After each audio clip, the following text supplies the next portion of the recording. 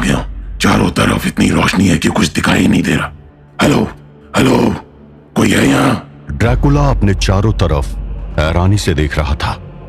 अभी कुछ देर पहले तक तो वो उस मंदिर के अंदर अंधेरे में एम्नोतेप से लड़ रहा था, और फिर अचानक ही वो एक ऐसी जगह में खड़ा था जहां चारों तरफ धुंध जैसी सफेद रोशनी फैली हुई थी। ड्रैकुला को याद आ रहा था कि कैसे अनीता ने उस पर केन के खंजर से अटैक किया था, लेकिन उसका मन शांत था। अनीता के हाथों मिले उस धोखे के बाद भी उसका मन शांत था। वो घूम घूम कर उस रोशनी को देख रहा था और महसूस कर रहा था। वैसे तो वो अंधेरे का शैतान था जिसे उजाले से डरना चाहिए, लेकिन ये उजाला ना उसको कोई नुकसान पहुंचा रहा था और ना ही उसे किसी तरह का डर लग रहा था। कैसे हो व्लाद? कौन है? मैं कौन हूं ये प्रश्न महत्व नहीं रखता।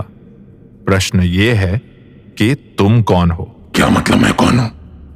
अभी तो तुमने मेरा नाम लिया। वो तो मात्र तुम्हारा नाम है, एक आवरण जिसे कभी भी बदला जा सकता है।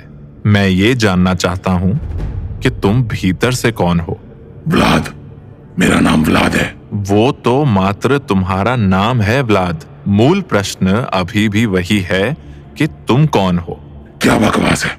मैं व्लाद हूं, व्लाद द थर्ड, जिसे दुनिया काउंट ड्रैकुला भी बुलाती है। Vlad, count, Dracula, ऑरडॉग, पोकॉल, बीकोस्लैग, ब्रोकॉल, count, Nosferatu, ये सब भी तो तुम्हारे ही नाम है ना? पर इनमें से तुम कौन हो इसका निर्णय कैसे होगा? मैं कुछ समझा नहीं। आखिर तुम पूछना क्या चाहते हो? और तुम हो कौन? कहां छुपे हो? सामने क्यों नहीं आते हो? मैं तुम्हारे सामने ही हूं व्लाद। कहां? किधर हो तुम? मैं तो हर जगह हूं व्लाद, किंतु यहां बात मेरी नहीं तुम्हारी हो रही है। इसीलिए मैं अपना प्रश्न दोहराता हूं। तुम कौन हो व्लाद? कहां नाम है व्लाद हूं, व्लाद। तुम अभी भी मेरा प्रश्न नहीं समझे व्लाद। व्यक्ति के अस्तित्व को उसका नाम नहीं अपितु उसके कर्म परिभाषित करते हैं। और अगर वो व्यक्ति 400 वर्षों से जीवित हो तो उसके कर्मों की सूची अत्यधिक लंबी हो सकती है। तुम्हारा जीवन इन कर्मों के आधार पर परिभाषित होता है व्लाद, किंतु तुमने इस दीर्घकालीन जीवन में इतने रूप बदले हैं कि तुम्हें मात्र एक परिभाषा में बांधना असंभव होगा। तुम्हारे अनेक नामों की तरह तुम्हारे अनेक अस्तित्व हैं, किंतु उन सभी अस्तित्व में से तुम्हारा असली अस्तित्व कौन सा है इसका निर्णय कैसे होगा व्लाद? अस्तित्व? अनेक अस्तित्व? तुम क्या बोल रहे हो? मुझे कुछ समझ नहीं आ रहा है। उत्तेजित मत हो व्लाद। संभवतः तुम्हें स्वयं इस बात का बोध नहीं है कि तुमने अपने 400 वर्षों के जीवन काल में कितने जीवन जिए हैं, कितने कर्मों का निर्वाह किया है और कितने पाप कर्म से अपनी आत्मा को दोषित कर चुके हो। तुम्हें उन सभी का स्मरण करना होगा, तभी तुम अपने आप को पहचान पाओगे। इससे पहले कि व्लाद कुछ समझ पाता, उसके चारों तरफ का दृश्य बदलने लगा। ये क्या हो रहा है? समझ जाओगे व्लाद, सब समझ जाओगे। धीरज रखो। ये तो... हाँ व्लाद, ये वलाचिया का राजमहल ही है। पर ये मात्र एक स्मृति है व्लाद, तुम्हारी स्मृति, जहां तुम एक आज्ञाकारी पुत्र हो। फादर, माय बिलीव्ड सन, कैसी रही आज की ट्रेनिंग? बहुत अच्छी फादर। अब मैं वॉर के लिए रेडी हूँ। गुड, पर अभी तुम्हें और ट्रेनिंग करनी होगी। बट हमारा एनिमी बहुत ताकतवर है व्लाद, और मैं चाहता हूं कि तुम जब जंग में उतरो तो दुश्मन के पास हथियार डालने के अलावा कोई चारा ना बचे। यस फादर, मैं और ट्रेनिंग करूंगा और ऑटोमन्स का एंड कर दूंगा। ड्रैकुला कुछ समझ पाता कि फिर एक बार उसके चारों तरफ का दृश्य बदलने लगा। ड्रैकुला दृश्यों को बदलते हुए देख रहा था। महल की दीवारों की जगह अब लोहे की सलाखों ने ले ली थी। वो अब एक जेल में कैद था। एम्नोटेप, मेरे दोस्त।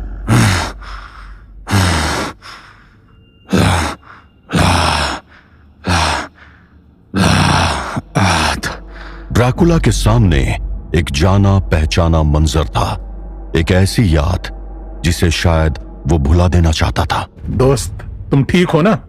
मैं ठीक हूं व्लाद। उन लोगों ने आज मुझे बहुत मारा पर मैंने उनकी बात नहीं मानी। मेरे दोस्त, मैं तुझ पर हुए हर एक जुल्म का बदला लूंगा। हम यहां से बाहर निकलेंगे दोस्त, और ऑटोमन्स का सफाया करेंगे एक साथ। यहां तुम एक मित्र हो व्लाद, एक ऐसा मित्र जो अपने मित्र के घाव देखकर व्याकुल हो उठता है। एक बार फिर ड्रैकुला के बोलने से पहले ही उसके चारों तरफ का दृश्य बदलने लगा था, और अब उसके सामने वो पल था जब उसने ऑटोमैन से डील कर ली थी। शहजादा व्लाद, अगर तुम हमारा साथ दोगे तो ऑटोमन फौज तुम्हारा साथ देगी। सोच लो, तुम्हारे लोग हंगरी के बादशाह की गुलामी से आजाद हो सकते हैं, बस तुम्हें हमारी शर्तें। मुझे मंजूर है, मंजूर है। तुम्हें ये पल याद है व्लाद?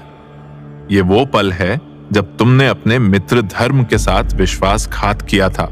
हाँ याद है, पर मैं अभी भी नहीं समझ पा रहा हूं कि तुम आखिर कहना क्या चाहते हो। धीरज रखो व्लाद, सब समझ आ जाएगा। तुम अपने जीवन के जो भी पल देख रहे हो वो वे पल हैं जिन्होंने तुम्हारे अस्तित्व की नींव रखी है। जैसे इस दृश्य में तुम भले ही मित्र धर्म से विश्वासघात कर रहे हो, किंतु एक पुत्र धर्म के साथ साथ राजधर्म का निर्वाह कर रहे हो।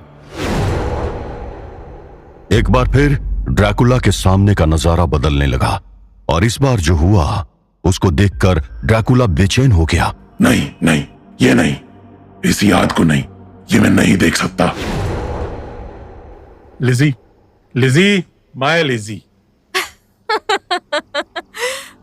व्लाद। व्लाद उस याद से घबरा रहा था, क्योंकि वो याद उसके उस अतीत से जुड़ी हुई थी जिसे वो कभी याद नहीं करना चाहता था। वो याद उसके जीवन के, उसके अस्तित्व के उस पहलू से जुड़ी थी जिसे वो बहुत पीछे छोड़ आया था। अपनी लिजी की यादें, व्लाचिया के राजा व्लाद की क्वीन एलिजाबेथ की यादें। बंद करो ये सब। मैं इन पलों को दोबारा नहीं जीना चाहता हूं, बिल्कुल भी नहीं। ठीक है व्लाद, जैसी तुम्हारी इच्छा, किंतु बिना अतीत को जाने ना वर्तमान का आकलन संभव होता है और ना ही भविष्य का निर्माण। नहीं चाहिए मुझे कोई भविष्य। मेरा भविष्य तो उसी दिन समाप्त हो गया था जिस दिन क्या व्लाद? तुम्हारे शब्द कांप क्यों रहे हैं? कहो व्लाद, क्या बताना चाहते हो? नहीं बता सकता, ना बता सकता हूं, और ना उन पलों को दोबारा जीना चाहता हूं। मैं नहीं बोल सकता हूं, बिल्कुल भी नहीं। हमें सब ज्ञात है व्लाद। क्या पता है तुम्हें? यही कि तुम किस निर्णय की बात कर रहे हो। कैसे? आखिर तुम हो कौन? मेरे जीवन के बारे में इतना सब कुछ कैसे जानते हो? और तुम आखिर मुझे बताना क्या चाहते हो? हमें सब ज्ञात है व्लाद। तुम्हारे जन्म से लेकर तुम्हारे जीवन के हर पल का ज्ञान है हमें, और मात्र तुम ही नहीं, इस संसार में जन्म लेने वाले हर प्राणी, पशु, पक्षी, मानव, दानव, दैत्य, यक्ष, गंधर्व, नाग, वृक्ष इत्यादि सबके जीवन का ज्ञान है हमारे पास। हर एक कोशिका जो जन्म लेती है और अंततः मृत्यु को प्राप्त होती है, उन सब का ज्ञान है हमारे पास। हमसे कुछ नहीं छुपा है। इस संसार में होने वाली हर एक गतिविधि से अवगत हैं हम। हमें पता है कि तुमने कौन सा निर्णय लिया था। हमें यह भी पता है कि किन परिस्थितियों में और क्यों तुमने वो निर्णय लिया था। हम तुम्हारे हर पुण्य और हर पाप कर्म से अवगत हैं, और हम ये भी जानते हैं कि तुम आर्यवर्त की इस पावन धारा पर क्या ढूंढने आए हो। किंतु तुम्हें क्या चाहिए व्लाद? मृत्यु या मोक्ष? मृत्यु या मोक्ष, क्या फर्क है दोनों में? दोनों में अंतर है व्लाद। मृत्यु मात्र शारीरिक होती है, किंतु मोक्ष आत्मिक एवं आध्यात्मिक होता है। क्या? मैं कुछ समझा नहीं। क्या फर्क है इन दोनों में? दोनों ही तो अंत है ना? अंत है, किंतु किसका? इस बाहरी आवरण का या फिर उस आत्मा का जो जीवन का असली स्वरूप है? मुझे कुछ समझ नहीं आ रहा है। मृत्यु मात्र एक देह का अंत है। जब कोई प्राणी मृत्यु को प्राप्त होता है तब उसकी आत्मा मात्र देह बदलती है।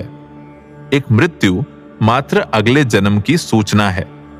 प्राणी के कर्म तय करते हैं कि उसकी प्राण आत्मा अगला जन्म किस स्वरूप में लेगी।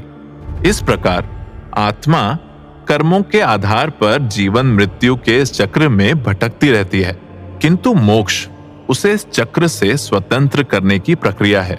मोक्ष आत्मा के परमात्मा में विलय का प्रारंभ है। अगर तुम्हें मृत्यु चाहिए तो तुम मात्र इस श्रापित देह से मुक्त होगे, किंतु अपने कर्मों के भार से नहीं। और ये तथ्य तो तुम भी जानते हो कि तुम्हारे कर्मों का भार क्या कहता है, किंतु तुम्हारे मन में कोई संशय ना रहे, इसलिए तुम स्वयं देख लो। ड्रैकुला के सामने अचानक ही एक तराजू प्रकट हो गई और तेज हवाओं के साथ उस तराजू के दोनों तरफ अलग अलग रंग के पत्ते उड़कर गिरने लगे। एक तरफ सुनहरे रंग के पत्ते थे और दूसरी तरफ कोयले जैसे काले, और धीरे धीरे काले पत्तों की संख्या बढ़ती ही जा रही थी। तराजू काले पत्तों की तरफ झुकती जा रही थी। ये क्या है? ये कर्म तुला है, तुम्हारे कर्मों का माप है। ये वो सुनहरे पत्ते तुम्हारे पुण्य कर्म हैं और वो स्याह पत्ते तुम्हारे पाप हैं। 400 वर्षों में तुमने इतने पाप किए हैं, इतने पाप किए हैं कि तुम्हारे पापों का लेखा जोखा लिखना एक प्रकार का दंड बन चुका है। तुम्हारे पाप कर्मों का भार तुम्हारे पुण्य कर्मों पर इतना भारी पड़ रहा है कि इस तुला को देखने पर किसी को आभास भी नहीं होगा कि तुमने कुछ पुण्य कर्म भी किए हैं। अब तुम ही बताओ व्लाद, तुम्हें क्या चाहिए, मृत्यु या मोक्ष?